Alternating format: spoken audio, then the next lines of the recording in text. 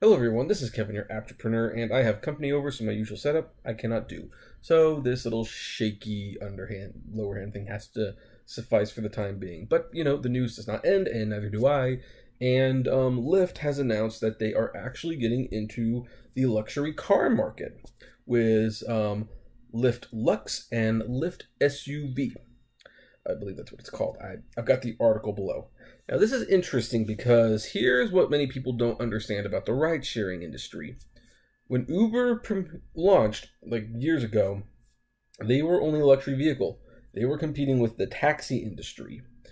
Lyft saw the idea and said, hey, you know what? Maybe that service could work for everyday people. And they created Lyft. And Lyft was advertised as the average consumer-friendly ride-sharing company. Now, I don't know how big they got before Uber saw what they were doing, but Uber saw that and they're like, yes, that is a good idea. And they moved in and they got aggressive, and we have been in a gridlock ever since.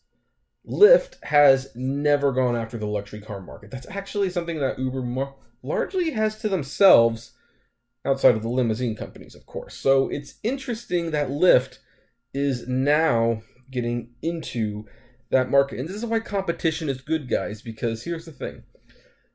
Uber and Lyft have been competition. They've been going down since. And that is not always good.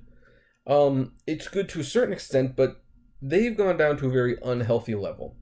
So to see Lyft actually introducing a couple options that go up, where people who have the cars that qualify for these services will be making 3 times as much, that is a step in the right direction. And again, tip option, people who call a luxury vehicle through Lyft are probably going to tip because they will understand this is luxury. You tip. And so that's a good thing. It's also interesting that this is coming around pretty much at the time that hashtag delete Uber is catching on.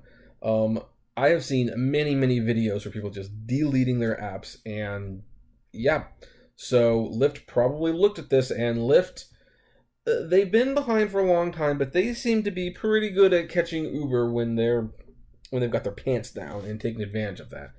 So one of the biggest hurdles to the delete Uber movement is, of course, what about the people who are doing UberBLACK? Because people who are doing UberBLACK, they are doing this for real. And yeah, they're getting screwed by Uber, but you know what? They can't join a boycott. They can't drive Lyft for 90 cents a mile. Like, truly, they cannot. Well, it's interesting because now Lyft has an option for them.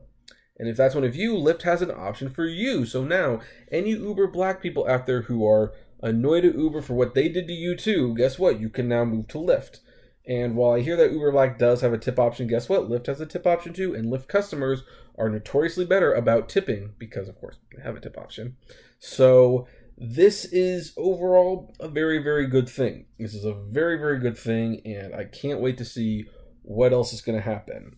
So if you are an UberBLACK driver, you can now join the Delete Uber movement. And what do you folks think? Do you think this is a great thing for Lyft?